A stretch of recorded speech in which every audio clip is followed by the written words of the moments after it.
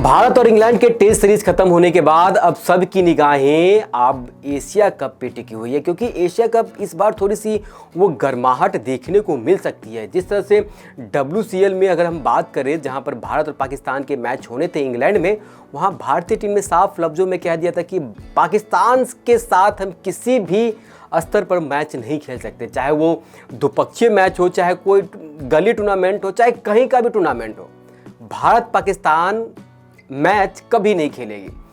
ठीक है, अच्छी बात है, नहीं खेलना भी चाहिए। उनके साथ जो व्यवहार है उनके साथ वैसे ही व्यवहार हमको भी करना चाहिए। जिस तरह से अभी आपने देखा होगा WCL में जब भारत और पाकिस्तान आमने सामने टकराए थे युवराज सिंह की अगुवाई में, जब लीजेंड खिलाड़ी सब खेलते हैं उसमें, तो भारतीय टीम ने साफ लफ्ज़ों में मना कर दिया। चाहे वो इरफान पठान की बात करो, यूसुफ पठान की बात करें, या हम सुरेश रैना की बात करें, हरभजन सिंह की बात करें, शिखर धवन की बात करें, सब ने साफ लफ्ज़ों में कह दिया था कि पाकिस्तान के साथ हम कोई मुकाबला नहीं खेलेंगे। उसके बाद ज़रूर पाकिस्तान की टीम आगे बढ़ी, फाइनल तक पहुँची, लेकिन फाइनल में वो साउथ अफ्रीका के खिलाफ वो मात खा गई। चलिए हम बात करते हैं एशिया कप पे। जिस तरह से कल पर 2 दिन पहले पाकिस्तान का अनाउंसमेंट हुआ था, इस बार एशिया कप के लिए पहली टीम है जो बहुत जल्दी ही पाकिस्तान की टीम वो एशिया कप के लिए अनाउंस करती है। सलमान आगा की अगुवाई में इस बार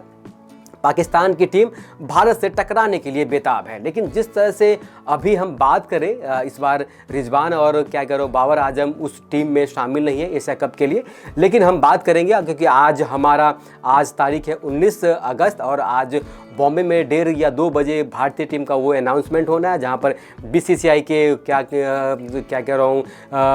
अध्यक्ष होंगे, गौतम गंभीर साहब होंगे, अजीत अगरकर साहब होंगे, और सूर्य कुमार यादव भी हो सकते हैं। अगर वो T20 के कप्तान है तो उनका होना लाजमी है, और गौतम गंभीर साहब भी होंगे। तो अभी भारतीय टीम इंग्लैंड के साथ जो टेस्ट सीरीज की जो बराबरी करके आई है, ड्रॉ करवा के आई है, उसमें कई ऐसे खिलाड़ी हैं जो वो दावा ठोक सकती हैं T20 फॉर्मेट के लिए। लेकिन मुझे लगता है कि जो इंग्लैंड दौरे पर गई थी भारतीय टीम, उसमें से कुछ ऐसे खिलाड़ी हैं जो वहाँ से बस 2-3 खिलाड़ी को पिक कर सकते हैं T20 फॉर्मेट के लिए, क्योंकि जैसे ही T20 फॉर्मेट खत्म होगा एशिया कप, उसके बाद भारतीय टीम का घरेलू टेस्ट सीरीज है, उसमें भी भारतीय टीम को देखना होगा कि क्योंकि जैसे ही खत्म होगा 28 सितंबर को, उसके बाद 2 अक्टूबर से मेरे ख्याल से भारत का घरेलू टेस्ट सीरीज भी खेलना है। तो वही है कि भारतीय टीम अभी जो इंग्लैंड की टीम जो लेके गई थी, उसमें से ज़रूर मुझे लगता है कि प्रसिद्ध कृष्णा को चांस मिल सकता है, अर्शदीप सिंह का भी नाम आ सकता है। अगर हम गेंदबाजी क्रम की हम बात करें तो ज़रूर गेंदबाजी क्रम में अर्शदीप सिंह का नाम सबसे ऊपर उसमें है। उसके बाद जसप्रीत बुमराह का भी नाम आ रहा है। जिस तरह से जसप्रीत बुमराह इतना वो कह रहे थे कि इतना हमारे पास वर्कलोड है, तो ये है वो है, लेकिन अब देखिए, अब छोटा प्रारूप का अगर मैच होगा तो मुझे लगता है कि जसप्रीत बुमराह की वो टीम में रहना ज़रूरी भी बन सकता है, क्योंकि सीनियर खिलाड़ी है, अनुभवी खिलाड़ी है, तो उनका रहना भी जायज़ बनता है, क्योंकि उनके रेस्ट काफ़ी मिल गया है। मुझे लगता है कि बॉडी रिकवर हो गए होंगे। अगर अगर थकान नहीं मिटा होगा तो मुझे नहीं लगता है कि इतने दिन में थकान तो मिट जाना चाहिए जसप्रीत बुमराह साहब का। लेकिन देखते हैं आज कैसे भारतीय टीम का वो अनाउंसमेंट होता है। सबकी निगाहें जरूर मेंस टीम पर भी होगी। आज 3 टीम का अनाउंसमेंट होना है, जिसमें भारतीय टीम एशिया कप का भी अनाउंसमेंट होना है, उसके बाद महिला T20 वर्ल्ड कप का भी अनाउंसमेंट होना है, उसके बाद भारत और ऑस्ट्रेलिया का महिला ही का जो है वर्ल्ड कप के बाद उसका भी टीम का अनाउंसमेंट होना है। तो काफ़ी आज BCCI के पास काफ़ी वर्कलोड है। जिस तरह से जसप्रीत बुमराह के पास वर्कलोड है, तो आज मुझे लगता है कि BCCI के पास भी वर्कलोड आज काफ़ी है, क्योंकि सबसे पहले भारतीय मेंस टीम का वो अनाउंसमेंट होना है, और जिसमें आपको पता ही कि सूर्य कुमार की अगुवाई में इस बार भारतीय टीम एशिया कप खेलने के लिए उतरेगी। लेकिन उससे पहले ज़रूर भारतीय टीम में वो चयन के लिए बहुत सारे ऐसे खिलाड़ी हैं जो अपना दावा पेश कर सकते हैं। अगर बात कर लें संजू सैमसन की, मुझे लगता है कि वापसी हो सकती है। अगर हम उसके बाद बात करें, मुझे लगता है कि आपको क्या लगता है कि भारतीय टीम में जिस तरह से अभी शुभम गिल इतने अच्छे रन बना के आए, 750 रन बना के आए इंग्लैंड में, मुझे लगता है कि शुभम गिल को थोड़ा सा रेस्ट करना चाहिए, क्योंकि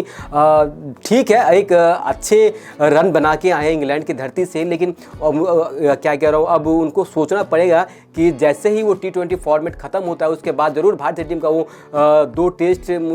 का जो सीरीज़ खेलना है, तो उस पर भी भारतीय टीम को ध्यान देना पड़ेगा शुभम गिल साहब को। तो मुझे लगता है कि शुभम गिल थोड़ा सा यहाँ पर वो ओपनिंग साझेदारी में मुझे लगता है कि थोड़ा सा वो बैक फुट पर मुझे दिख रहे हैं। भारतीय टीम इस बार अपनी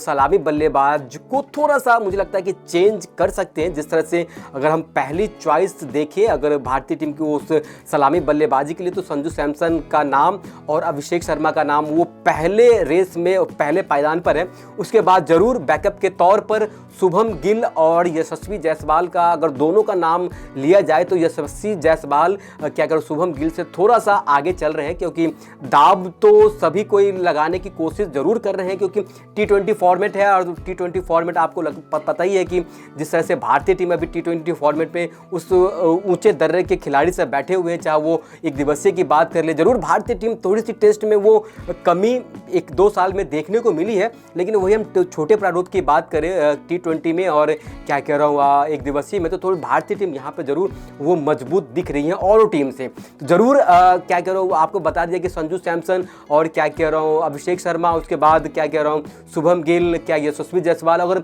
तीसरे नंबर की बात करें तो जरूर वो क्या कह रहा हूँ सूर्य कुमार यादव है, चौथे नंबर पर तिलक वर्मा होंगे, 5वें नंबर पर रिंकू सिंह का नाम थोड़ा सा उस रेस में थोड़ा सा वो पीछे धकेल रहा है, क्योंकि उसकी जगह पर क्या कह रहा हूँ शिवम दुबे का भी नाम है, क्योंकि वो एक ऑलराउंडर की भूमिका निभाते हैं। उसके बाद हम हार्दिक पांड्या उस मेन ऑलराउंडर के तौर पर भारतीय टीम उस स्क्वाड में शामिल कर सकते हैं। अगर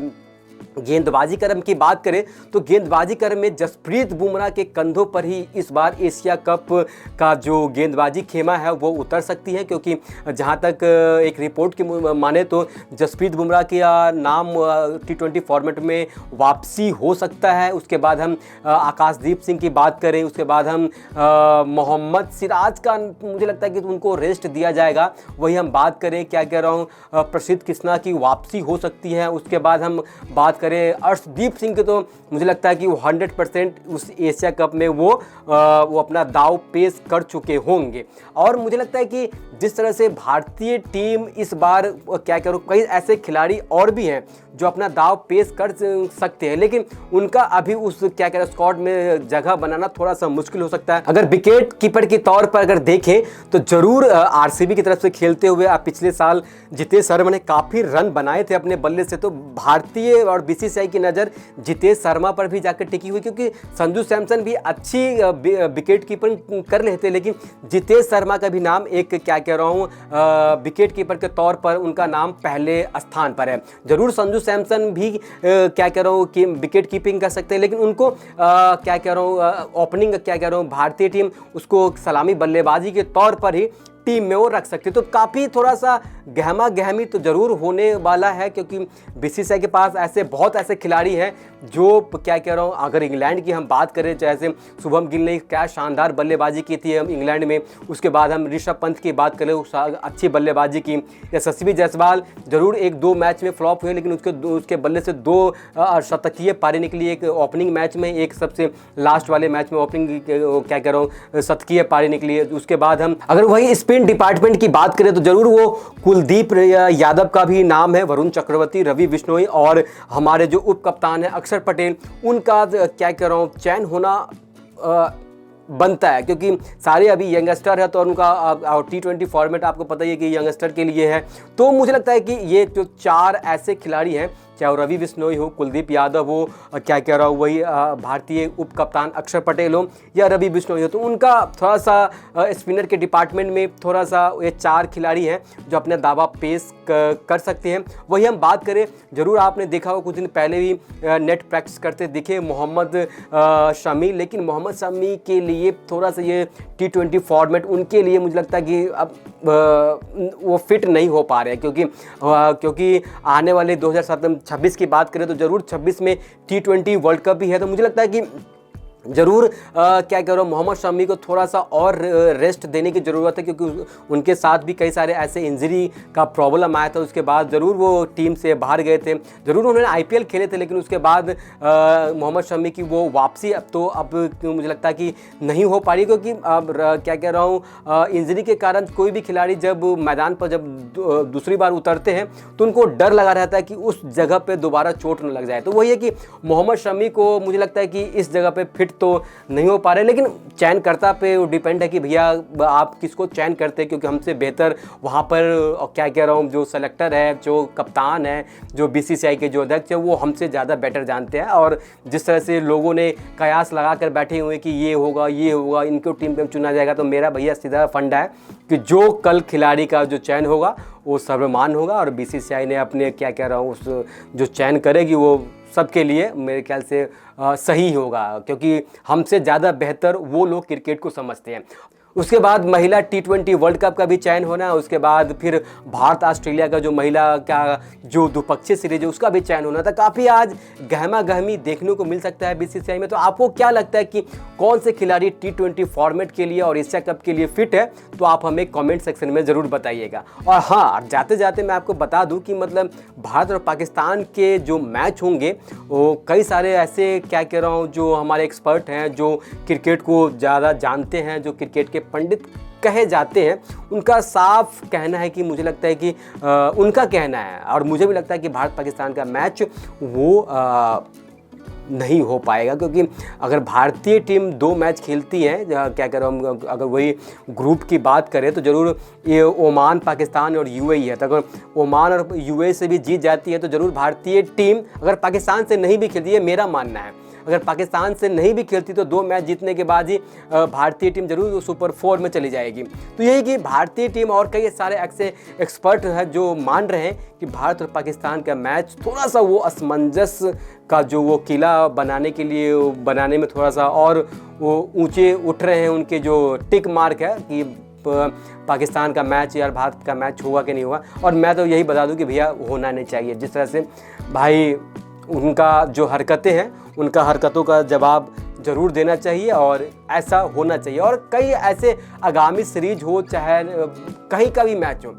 डायरेक्ट भारतीय टीम का एक ही लफ्ज़ होना चाहिए कि भाई पाकिस्तान से कोई भी सीरीज, कोई भी द्विपक्षीय, कोई भी मैच, कबड्डी, गिल्ली डंडा, गोली गोली, कुछ भी, कोई भी मैच नहीं होना चाहिए। तो आप हमें कमेंट सेक्शन में यही बताइएगा कि भारत पाकिस्तान का मैच